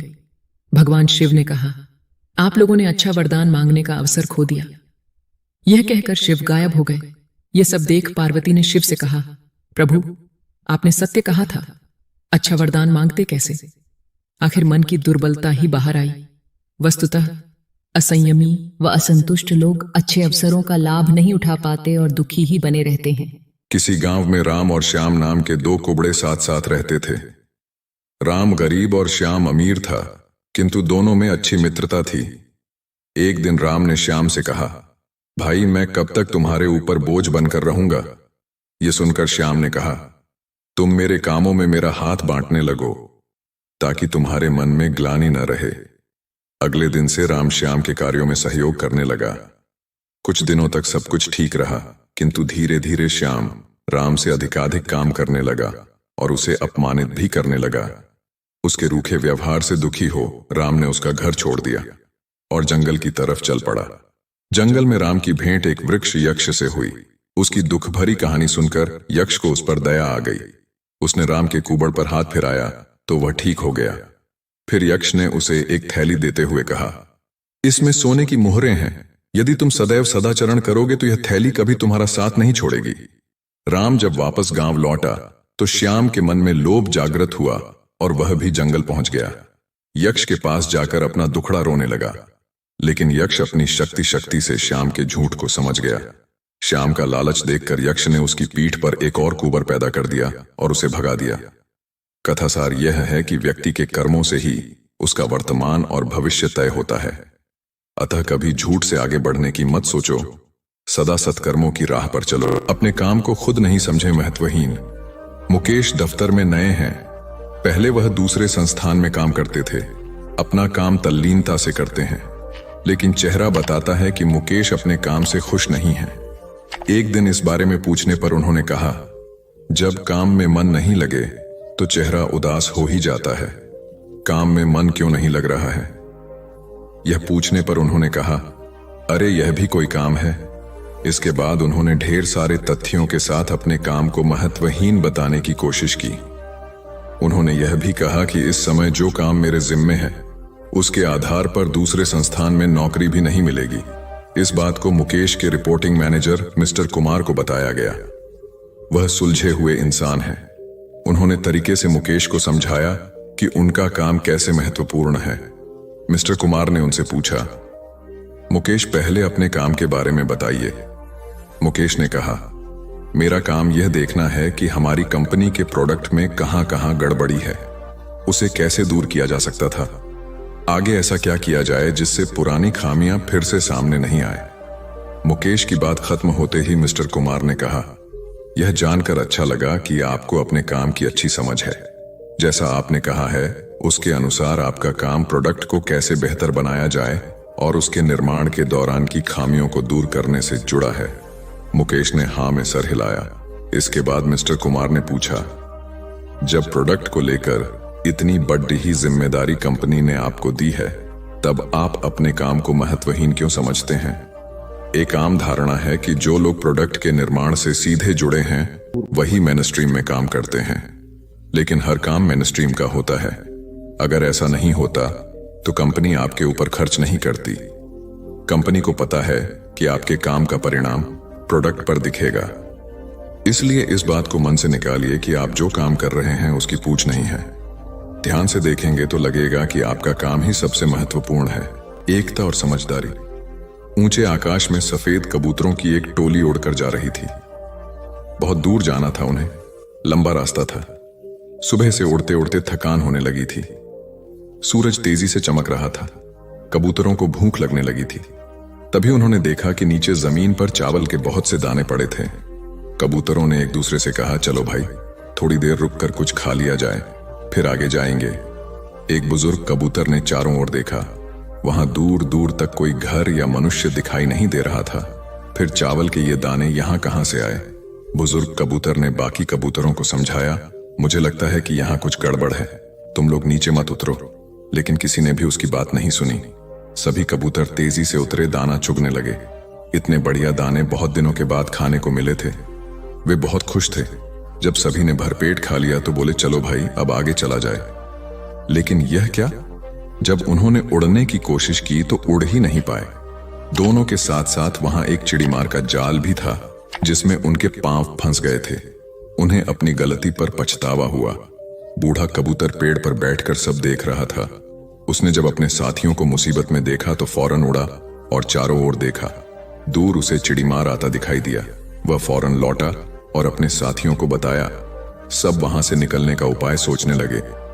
तब बूढ़े कबूतर ने कहा, दोस्तों एकता में बड़ी शक्ति होती है। सब एक साथ उड्डड होगे तो जाल तुम्हें रोक नहीं पाएगा। उसने गिना, 1 2 3। उड़ो। सारे कबूतरों ने एक साथ जोर लगाया और जाल उनके साथ उठने लगा। जब तक चिड़ीमार वहां पहुंचा तब तक जाल काफी ऊपर उठ चुका था। वह देखता ही रह गया और कबूतर जाल लेकर उड़ गए। बूढ़ा कबूतर सबसे आगे उड़ रहा था। काफी देर उड़ने के बाद वे नीचे उतरे। वहां कबूतरों के दोस्त चूहे रहते थे। चूहों ने अपने तेज दांतों से जाल काट दिया। इस तरह बूढ़े कबूतर की समझदारी और साथ मिलकर काम करने से सभी कबूतर बच गए। अवश्य सुननी चाहिए। तो चलिए कहानी को शुरू करते हैं। नुकसान का मातम मनाने से नहीं मिलती सफलता। एक बार आकाश नाम का लड़का मायूस बैठा था। उसे व्यापार में बहुत नुकसान हुआ था। बैंक से भी उसने कर्ज ले रखा था, लेकिन नुकसान की वजह से वह किस्त चुकाने की स्थिति में नहीं था। उसे डर लग रहा था कि बैंक वाले दबाव बनाने लगेंगे तो वह क्या करेगा। उसे यह भी समझ में नहीं आ रहा था कि आगे कौन सा काम शुरू करें। जिस बिजनेस में नुकसान हुआ था उसे दोबारा शुरू करने की हिम्मत आकाश में नहीं थी। यही सब सोचकर वह परेशान रहने लगा। एक दिन उसका दोस्त परेश उससे मिलने आया। परेश ने आकाश को देखते ही कहा, क्या बात है यार, बहुत परेशान लग रहे हो। आकाश ने अपनी परेशानी छुपाने की कोशिश करते हुए कहा, कुछ नहीं यार, बिजनेस में थोड़ा उतर चढ़ाव आता रहता है। परेश ने कहा, तुम्हारा चेहरा बता रहा है कि मामला गंभीर है, मुझसे छुपाओ नहीं। परेश की बात सुनकर आकाश ने उसे अपनी सारी कहानी बता दी। इसके बाद उसने पूछा, मेरी जगह तुम होते तो क्या करते? परेश ने थोड़ा सोचने के बाद कहा, अगर मैं तुम्हारी जगह होता तो अपनी असफलता पर पछतावा नहीं करता, आगे क्या करना है उस पर विचार करता। पछतावा करते रहने से आदमी नुकसान से, दुख से बाहर नहीं निकल पाता है। मेरी मानो तो तुम नए सिरे से अपने बिजनेस को खड़ा करने की सोचो। मित्र की सलाह के बाद आकाश ने कहा, तुम बात तो ठीक कह रहे हो, लेकिन मुझ में फिर से वही बिजनेस शुरू करने की हिम्मत नहीं है। इस पर परेश ने कहा, यह सही है कि तुम्हें नुकसान हुआ है, लेकिन तुम्हें तजुर्बा भी मिला है। अगर तुम कुछ नया शुरू करने की योजना बनाते हो तो तुम्हें शून्य से शुरू करना होगा। अगर तुम अपने पुराने काम को नए सिरे से शुरू करते हो तो तुम्हें बहुत ज्यादा होमवर्क करने की जरूरत नहीं पड़ेगी। मेरी राय में तुम्हें नुकसान का मातम नहीं मानना चाहिए। काम को नए सिरे से शुरू करने की प्लानिंग करनी चाहिए। जितना ज्यादा नुकसान के बारे में सोचोगे उतना अधिक तुम अपनी सफलता से दूर होते जाओगे। तो असफलता से भी सीखने की कोशिश करनी चाहिए। शेखर ने अपने दादाजी से यह सवाल पूछा। सभी भी अपने जीवन में आगे बढ़ना चाहते हैं, लेकिन बहुत कम लोग ही अपने लक्ष्य तक पहुंच पाते हैं। अगर अपने लक्ष्य तक पहुंचना है तो क्या करना चाहिए?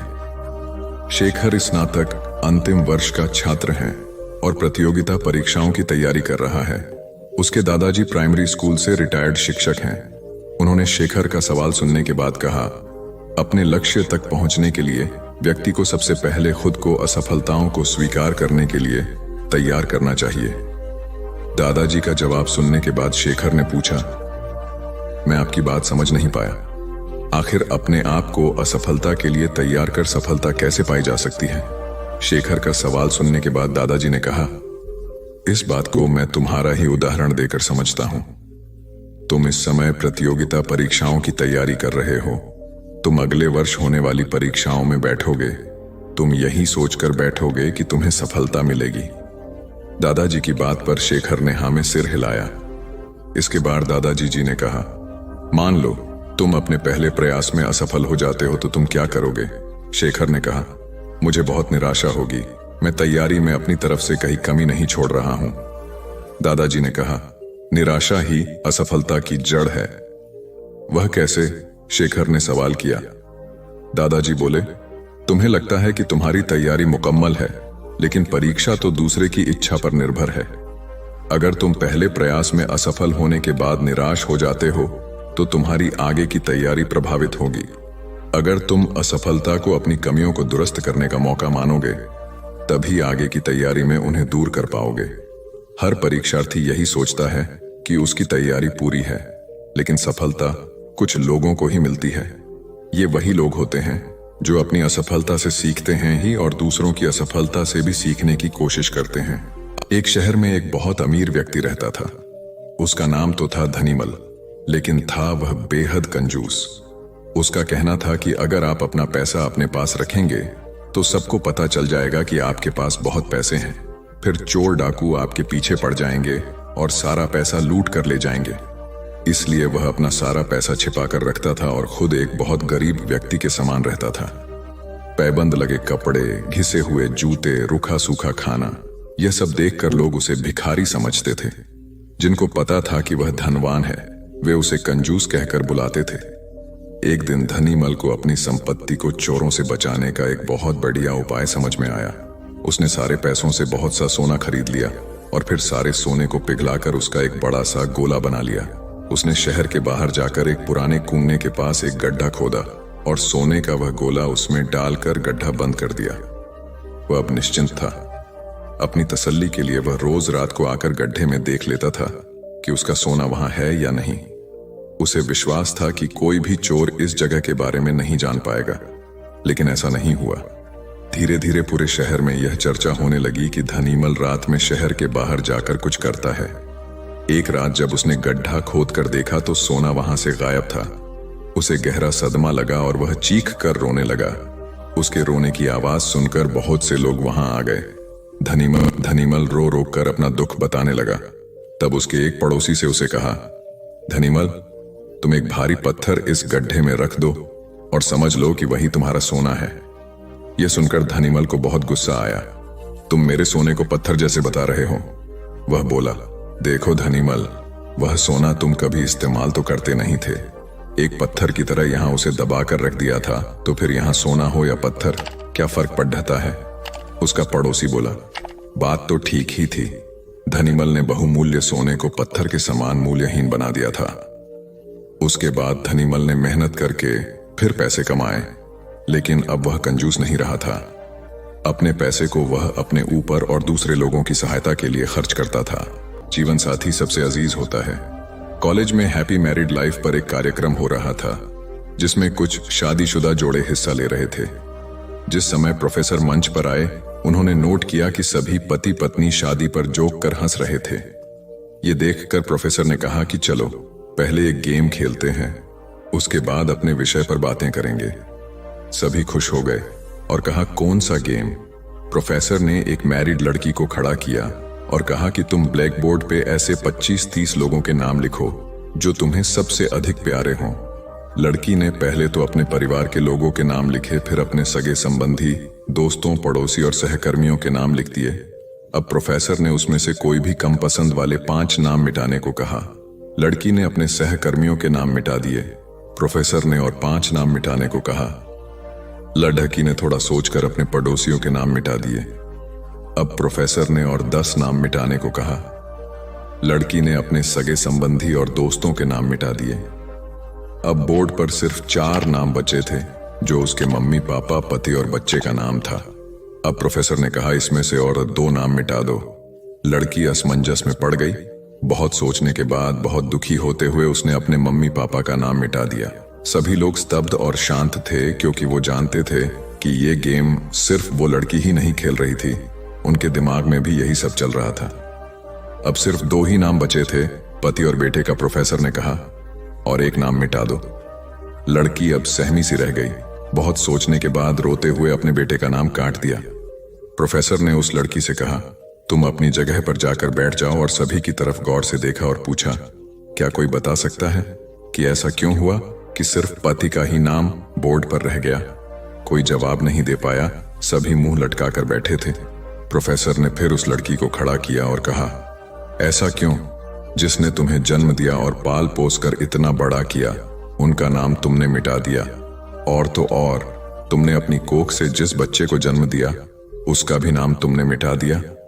लड़की ने जवाब दिया कि अब मम्मी पापा बूढ़े हो चुके हैं। कुछ साल के बाद वो मुझे और इस दुनिया को छोड़ के चले जाएंगे।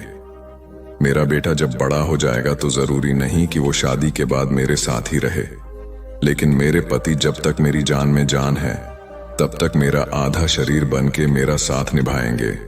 इसलिए मेरे लिए सबसे अजीज मेरे पति हैं। प्रोफेसर और बाकी स्टूडेंट ने तालियों की गूंज से लड़की को सलामी दी। प्रोफेसर ने कहा, तुमने बिल्कुल सही कहा कि तुम और सभी के बिना रह सकती हो, पर अपने आधे अंग अर्थात अपने पति के बिना नहीं रह सकती। मजाक मस्ती तक तो ठीक है, पर हर इंसान का अपना जीवन साथी ही उसको सबसे ज्यादा अजीज होता है। दिमाग का इस्तेमाल कर पक्ष में करें परिस्थितियां। एक शेर जंगल में शिकार पर निकला था। एक लोमड़ी अचानक उसके सामने आ गई। लोमड़ी को लगा कि अब उसे कोई नहीं बचा सकता है, लेकिन उसने हार नहीं मानी और अपनी जान बचने के लिए एक तरकीब सोची। लोमड़ी ने शेर से कड़े शब्दों में कहा, तुम्हारे पास इतनी ताकत नहीं कि मुझे मार सको। यह सुनकर शेर थोड़ा अचंभित हुआ। उसने पूछा, तुम ऐसा कैसे कह सकती हो? लोमड़ी ने अपनी आवाज और ऊंची करते हुए बोली, मैं तुम्हें सच बता देती हूं। ईश्वर ने स्वयं मुझे इस जंगल और जंगल में रहने वाले सभी जानवरों का राजा बनाया है। यदि तुमने मुझे मारा तो यह ईश्वर के विरुद्ध होगा और तुम भी मर जाओगे। कुछ देर चुप रहने के बाद लोमड़ी ने कहा, अगर विश्वास नहीं हो रहा है तो तुम मेरे साथ जंगल घूमने चलो। तुम मेरे पीछे चलना और देखना कि जंगल के जानवर मुझसे कितना डरते हैं। शेर इसके लिए तैयार हो गया। लोमड़ी निडर होकर शेर के आगे आगे चलने लगी। लोमड़ी के पीछे शेर को चलते देखकर जंगल के दूसरे जानवर डर कर भाग गए। कुछ देर जंगल में घूमने के बाद लोमड़ी ने शेर से सवाल किया, क्या तुम्हें मेरी बात पर विश्वास हुआ? कुछ देर चुप रहने के बाद शेर ने कहा, तुम ठीक कहती हो, जंगल की राजा तुम ही है। परिस्थितियां कितनी भी विपरीत क्यों ना हो, हम अपने दिमाग का इस्तेमाल कर उसे अपने पक्ष में कर सकते हैं। हमारा दिमाग प्रोग्राम के आधार पर काम करने वाला कंप्यूटर नहीं है। दिमाग को आउट ऑफ बॉक्स सोचने की क्षमता है। हर समस्या का समाधान तलाशने की ताकत है। यह तभी संभव होगा जब हम विपरीत परिस्थितियों में भी अपना धैर्य बरकरार रखेंगे। सफल होने के लिए हमेशा सीखते रहें। सिकंदर और रोहित मित्र हैं। दोनों ने एक साथ अपना अपना काम शुरू किया। दोनों मित्रों का व्यापार खूब चला। कुछ समय बाद रोहित ने सोचा कि अब मेरा व्यापार चल पड़ा है, मैं तरक्की करता चला जाऊंगा, इसलिए अब मुझे इस लाइन में कुछ नया सीखने की जरूरत नहीं है। व्यापार में उतार चढ़ाव आते रहते हैं। रोहित के व्यापार में भी ऐसी स्थिति आई और उसे नुकसान झेलना पड़ा। सिकंदर के व्यापार में भी उतार चढ़ाव आए, पर उसे उतना नुकसान नहीं हुआ जितना रोहित को हुआ। रोहित सोचने लगा कि सिकंदर ने अपने नुकसान को नियंत्रित कैसे किया। रोहित ने इस बारे में उससे पूछने का मन बनाया। जब उसने सिकंदर से इस बारे में पूछा, तब सिकंदर ने कहा कि मैं अभी सीख रहा हूं। रोहित ने कहा, मैं समझा नहीं। सिकंदर ने अपनी बात समझाते हुए कहा, मैं अपनी ही नहीं दूसरों की गलतियों और कामयाबी से भी सीखता हूं। इससे मेरे जीवन में एक जैसी परेशानी बार बार नहीं आती। अगर आती भी है तो आसानी से हल हो जाती है। सिकंदर की बात सुनकर रोहित को अपनी गलती का एहसास हुआ। उसे एहसास हुआ कि शुरुआती सफलता के बाद उसने सीखना एकदम छोड़ दिया था। यही वजह है कि अपने व्यापार में होने वाले नुकसान का आकलन वह नहीं कर पाया। जीवन में सफल होने के लिए सीखते रहना जरूरी है। इंसान को हमेशा सीखते रहना चाहिए। इससे उसके भीतर नकारात्मक विचार नहीं आते हैं, बल्कि उसमें सकारात्मक बदलाव आता रहता है और सफलता की सीढ़ियां चढ़ता रहता है। सीखते रहने वाले व्यक्ति को सफलता के अवसर भी ज्यादा मिलते हैं। सबसे बड़ी बात यह है कि इस तरह के व्यक्ति में अहंकार नहीं होता। जिसके मन में अहंकार होगा वह कभी सीखने का प्रयास नहीं करेगा। घमंड कुल्हाड़ी हुई निरुत्तर। एक बार कुल्हाड़ी और लकड़ी के एक डंडे में विवाद छिड़ गया। दोनों स्वयं को शक्तिशाली बता रहे थे। हालांकि लकड़ी का डंडा बाद में शांत हो गया, किंतु कुल्हाड़ी का बोलना जारी रहा। कुल्हाड़ी में घमंड अत्यधिक था। वह गुस्से में भरकर बोल रही थी, तुमने स्वयं को समझ क्या रखा है? तुम्हारी शक्ति मेरे आगे पानी भरती है। मैं चाहूं तो बड़े बड़े वृक्षों को पल में काटकर गिरा दूं, धरती का सीना फाड़कर उसमें तालाब कुआं बना दूं। तुम मेरी बराबरी कर पाओगे? मेरे सामने से हट जाओ, अन्यथा तुम्हारे टुकड़े टुकड़े कर दूंगी। लकड़ी का डंडा कुल्हाड़ी की अहंकारपूर्ण बातों को सुनकर धीरे से बोला, तुम जो कह रही हो वह बिल्कुल ठीक है, किंतु तुम्हारा ध्यान शायद एक बात की ओर नहीं गया। जो कुछ तुमने करने को कहा है बेशक तुम कर सकती हो, किंतु अकेले अपने दम पर नहीं कर सकती। कुल्हाड़ी ने चिढ़कर कहा, क्यों? मुझ में किस बात की कमी है? डंडा बोला, जब तक मैं तुम्हारी सहायता न करूं तुम यह सब नहीं कर सकती हो। जब तक मैं हत्या बनकर तुम में न लगाया जाऊं तब कोई किसे पकड़कर तुमसे ये सारे काम लेगा? बिना हत्थे की कुल्हाड़ी से कोई काम लेना असंभव है।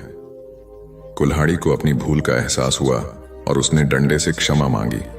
कथा सार यह है कि दुनिया सहयोग से चलती है। जिस प्रकार ताली दोनों हाथों के मेल से बजती है, उसी प्रकार सामाजिक विकास भी परस्पर सहयोग से ही संभव होता है। यदि जीवन का संतुलन बिगड़ा और थकान आई तो समझ लीजिए कि बीमारी आई, और यदि वापस ऊर्जा अर्जित करने के लिए विश्राम किया जा रहा है तो ऐसी थकान वरदान भी साबित हो सकती है। इन दिनों जिस तरह की हमारी जीवन शैली है, इसमें असंतुलन बहुत अधिक है। सुबह उठने से लेकर रात को सोने तक शरीर की कुछ नियमित क्रियाएं हैं, आदमी उसे भूल गया है। गौतम बुद्ध बहुत काम करते पर कभी थकते नहीं थे।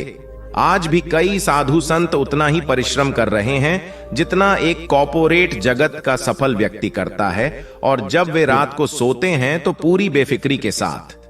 बुद्ध से उनके शिष्यों ने एक बार पूछा था, आप थकते नहीं? बुद्ध का उत्तर था, जब मैं कुछ करता ही नहीं तो थकूंगा कैसे? बात सुनने में अजीब लगती है, लेकिन है बड़ी गहरी। अध्यात्म ने इसे साक्षी भाव कहा है। स्वयं को करते हुए देखना, यह वह स्थिति होती है जब तन सक्रिय और मन विश्राम की मुद्रा में होता है। आज ज्यादातर लोग असमय अकारण थक जाते हैं। दोस्तों, ये बात तो आपने सुनी होगी कि कर्मों का फल और भाग्य का लिखा कभी नहीं मिटता। हम अच्छे कर्म और बुरे कर्म नीचे धरती पर करते हैं और हम सोचते हैं कि हमें कोई नहीं देख रहा, लेकिन एक अलौकिक शक्ति है जो हमेशा हम पर नजर रखती है। जैसा बीज बोओगे वैसी ही फसल प्राप्त करोगे। यह कहावत आपने सुनी ही होगी, जैसे आप कर्म करोगे वैसा ही आपको फल भी प्राप्त होगा। लेकिन मेरा एक सवाल है, क्या आप इस बात पर यकीन करते हैं कि जैसा आप कर्म करते हैं वैसा ही आपको फल भी मिलता है? आइए इस कहानी के माध्यम से समझते हैं। नमस्कार दोस्तों, सबका इंस्पायर्ड यूट्यूब चैनल में आपका दिल से स्वागत है। एक बार की बात है, एक गांव में चिंटू नाम का किसान रहता था। उसके परिवार में सिर्फ चिंटू और उसकी धर्मपत्नी रहती थी। एक दिन वह किसान और उसकी धर्मपत्नी गेहूं बेचने के लिए दूसरे गांव गए थे। जब वह गेहूं बेचकर दूसरे गांव से अपने गांव आ रहे थे, दोनों अनजाना शहर में एक सुनसान रास्ते से जा रहे थे। जब वह दूसरे राज्य की सीमा से निकले तो उन्हें रास्ते में कुछ डकैत मिल गए और उन डकैतों ने उस किसान और उसकी धर्मपत्नी के पास जो कुछ भी था वह सब कुछ लूट लिया। और इस तरह किसान और उसकी धर्मपत्नी को डकैतों ने भिखारी बना दिया। इसके बाद डकैतों का गिरोह वहां से चला गया। डकैत तो चले गए, लेकिन किसान और उसकी धर्मपत्नी को लूटने के बाद वह दोनों चिंता में पड़ गए और सोचने लगे कि आगे क्या किया जाए। एक तो अनजाना शहर, और अनजाना शहर में दोनों का बुरा हाल था, क्योंकि अनजाना शहर में पैसा ही सब कुछ होता है। किसान अपनी धर्मपत्नी को लेकर अनजाना शहर की तरफ बढ़ने लगा। उसे यह चिंता खाई जा रही थी कि अब मैं क्या करूं, और करूं तो करूं कैसे। वह इसी चिंता में चला ही जा रहा था कि गांव के बाहर एक संत की झोंपड़ी दिखाई दी। वह किसान अपनी धर्मपत्नी को लेकर झोंपड़ी की तरफ चल दिया। जब वह झोंपड़ी के पास पहुंचा तो उसे वहां पर एक संत मिले, जो एक चबूतरे पर बैठे हुए अपने शिष्यों को प्रवचन दे रहे थे। संत को देखकर किसान सोचने लगा, क्यों ना इन साधु प्रभु को अपनी समस्या बताऊं, शायद यह मेरी समस्या का कुछ समाधान कर दें। ऐसा विचार करके वह किसान उन साधु संत के पास पहुंच गया और उन्हें प्रणाम किया। फिर बहुत ही विनम्र स्वर में उसने अपनी समस्या उन संत को बताई और कहने लगा, प्रभु, यदि किसी तरह आप मेरी धर्मपत्नी को किसी साहूकार के पास गिरवी रखवाकर मुझे कुछ पैसे दिलवा दें तो आपकी बड़ी कृपा होगी। जब साधु ने किसान की बात सुनी तो उस साधु संत को उस किसान पर दया आ गई। साधु ने अपने परिचित साहूकार के बारे में बताया और उस किसान को उसके पास भेज दिया। किसान अपनी धर्मपत्नी को लेकर उस साहूकार के पास पहुंच गया और उस साहूकार से हाथ जोड़कर कहने लगा, साहूकार जी, मुझे कुछ पैसों की आवश्यकता है मेरे पास गिरवी रखने के लिए। और तो कुछ नहीं है, बस मेरी धर्मपत्नी है। आप मेरी धर्मपत्नी को गिरवी रखकर मुझे कुछ पैसे दे दीजिए।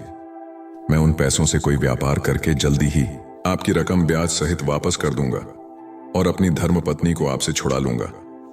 तब तक मेरी धर्मपत्नी आपके दिए हुए पैसों में आपके पास गिरवी रहेगी। साहूकार ने जब उस किसान की बात सुनी तो वह पैसे देने के लिए तैयार हो गया और पैसों के बदले में किसान की धर्मपत्नी को अपने पास गिरवी रख लिया। किसान साहूकार के पास अपनी धर्मपत्नी को गिरवी रखकर और उस साहूकार से कर्ज लेकर व्यापार करने के लिए आगे बढ़ गया। किसान ने उन रुपयों से गेहूं का व्यापार शुरू कर दिया। वह अब किसान से व्यापारी बन गया। अब सस्ते दामों में किसानों से गेहूं को खरीदता था और दूसरे जरूरतमंद किसानों को महंगे दामों में बेच देता था। इस प्रकार चिंटू ने उन पैसों से बहुत ही कम समय में अच्छा खासा धन अर्जित कर लिया। जब चिंटू ने खूब पैसा कमा लिया तो 8 महीने बाद फिर चिंटू उसी गांव में वापस लौट आया, जिस गांव में वह अपनी धर्मपत्नी को उस साहूकार के पास गिरवी रख कर गया था। चिंटू गांव में आकर सीधा उस साहूकार के पास पहुंच गया और साहूकार के पास पहुंच कहने लगा, साहूकार जी, मैं 8 महीने पहले आपके पास अपनी धर्मपत्नी को गिरवी रख कर गया था। आप अपना हिसाब करके मुझसे रुपए ले लीजिए और मेरी धर्मपत्नी को मुझे वापस लौटा दीजिए। यह सुनकर उस साहूकार ने कहा, भाई क्या बताऊं, आज से 3 महीने पहले की बात है। तुम्हारी धर्मपत्नी अचानक बीमार पड़ गई और उस बीमारी के कारण तुम्हारी धर्मपत्नी की मृत्यु हो गई। मैंने तुम्हारी धर्मपत्नी का बहुत इलाज भी करवाया, अच्छे से अच्छे वैद्य को बताया, लेकिन मैं फिर भी तुम्हारी धर्मपत्नी को नहीं बचा सका।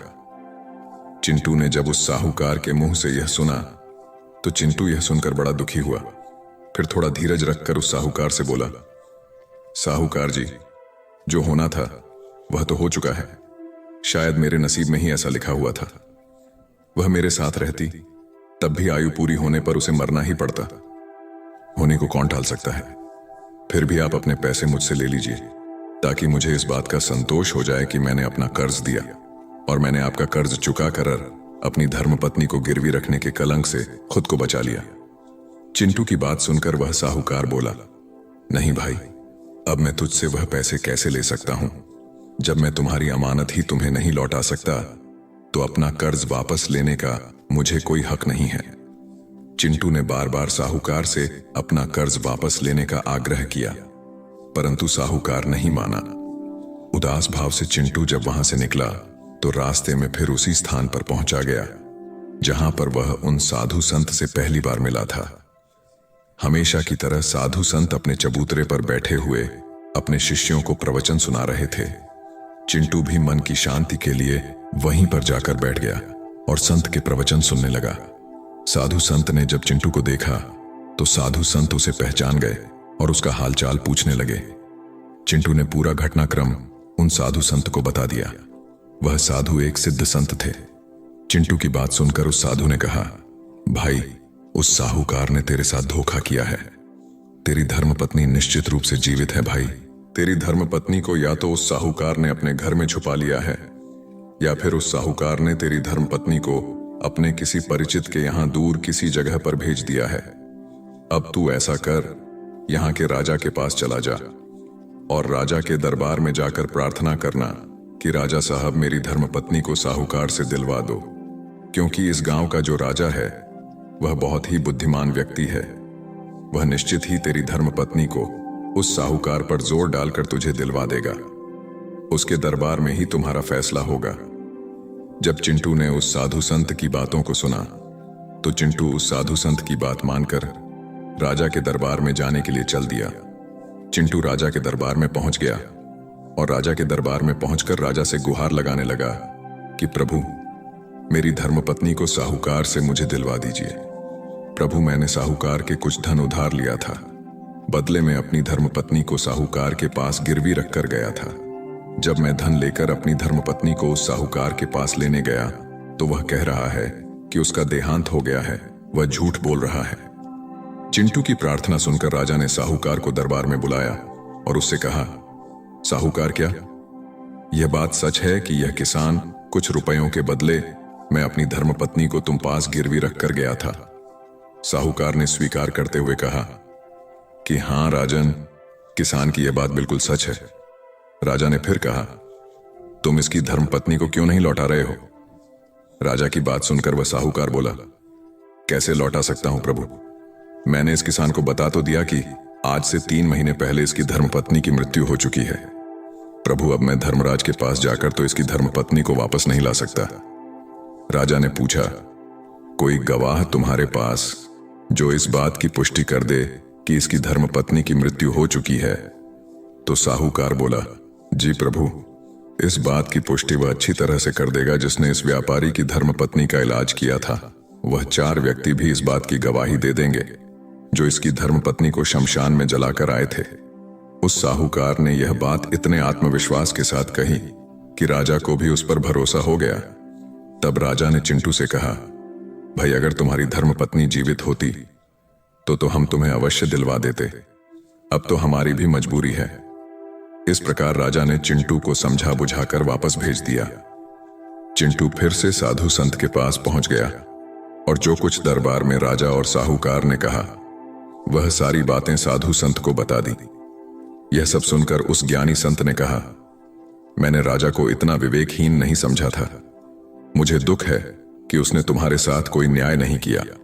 उस राजा ने साहूकार की बातों पर तो यकीन कर लिया और तुम्हें समझा बुझाकर मेरे पास वापस भेज दिया। अब तुम मेरी एक बात सुनो। तुम एक बार फिर से राजा के पास जाओ और उसे कहना कि सिर्फ 3 घंटे के लिए वह अपनी राजगद्दी पर मुझे बैठने का अधिकार दे दें। तब मैं राजा को बताऊंगा कि न्याय कैसे किया जाता है और न्याय किससे कहते हैं। चिंटू एक बार फिर से राजा के दरबार में पहुंचा और जैसा उस साधु संत ने कहा था उसने राजा से कह दिया। राजा ने चिंटू की यह बात सुनी तो यह सुनकर राजा ने कहा, मुझे 3 घंटे के लिए राजपाट छोड़ने में कोई ऐतराज नहीं है। यदि ऐसा करने से तुम्हें न्याय मिल जाएगा तो मैं 3 घंटे के लिए उस साधु संत के लिए अपनी राजपाट छोड़ दूंगा। तुम उन संत को राज दरबार में ले आओ। चिंटू ने जब राजा के यह वचन सुने तो चिंटू साधु संत के पास गया और उन साधु संत को राज दरबार में ले आया। जब साधु संत राज दरबार में पहुंच गए तो राजा ने अपनी राजपाट उन साधु संत को सौंप दी। फिर राजपाट पर विराजमान होते ही साधु संत के सामने उस साहूकार को दरबार में प्रस्तुत किया और उससे कहा, साहूकार जी, आपने कहा कि इस किसान की धर्मपत्नी आपके पास रहते हुए 3 महीने पहले ही स्वर्ग से धार गई और आपका कहना है कि आपके पास इसकी धर्मपत्नी के मरने के गवाह भी मौजूद हैं।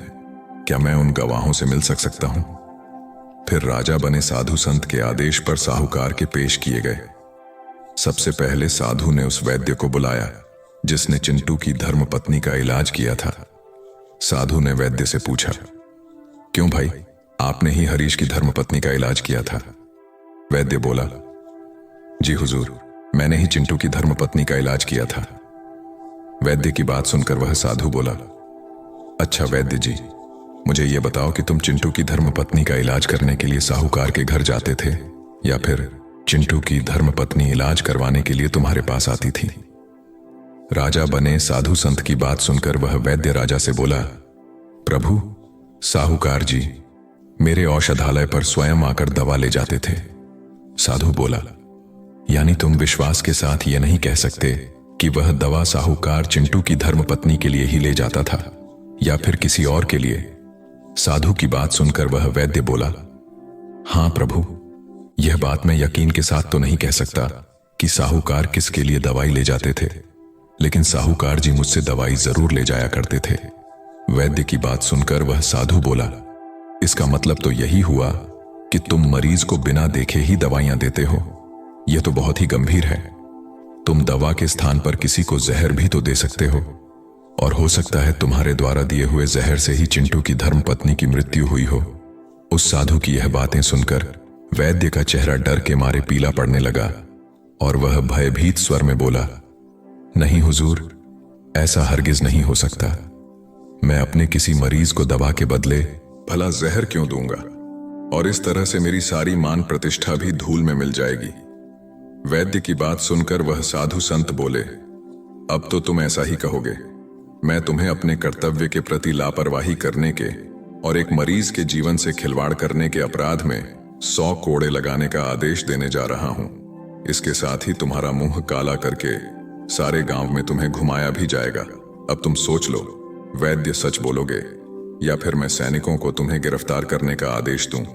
यह सुनकर वैद्य का शरीर कांपने लगा और वह उस साधु के कदमों में जा गिरा और बोला, हुजूर, मुझे माफ कर दीजिए। मैं स्वीकार करता हूं कि मैंने साहूकार के किसी मरीज का कोई भी इलाज नहीं किया। साहूकार ने तो मुझे पैसे दिए थे और कहा था कि यदि गवाही की आवश्यकता पड़े तो ऐसा कहकर उसके पक्ष में गवाही दे दूं।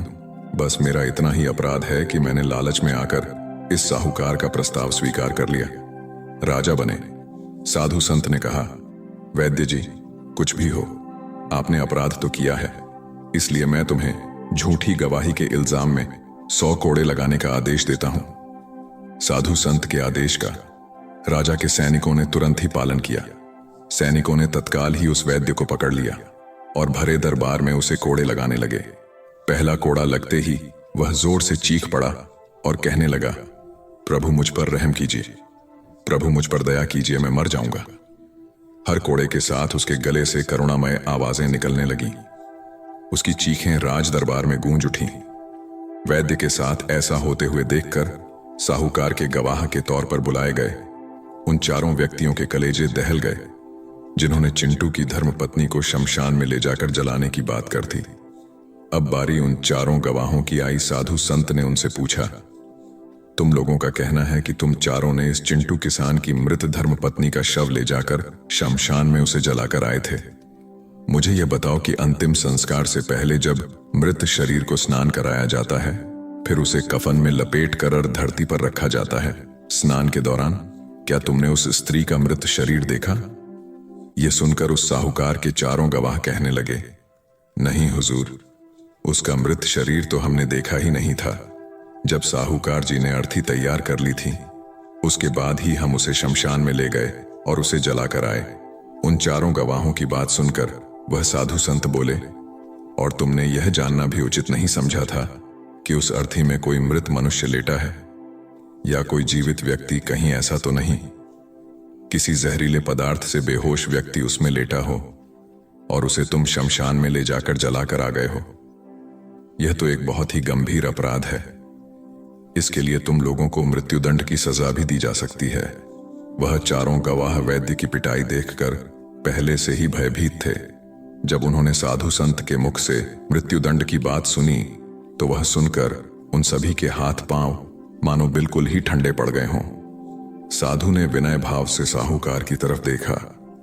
जैसे ही उस साधु संत ने साहूकार की तरफ देखा तो साहूकार का चेहरा ऐसे काला पड़ गया। साधु ने साहूकार से कहा, साहूकार जी, तुम्हारे 5 गवाहों की तो पहले ही हवा निकल गई। अब तुम बताओ कि किसी की इच्छा के विपरीत किसी की धर्मपत्नी को जबरदस्ती घर में रखना और अमानत में खयानात के अपराध में तुम कौन सी सजा पाना पसंद करोगे?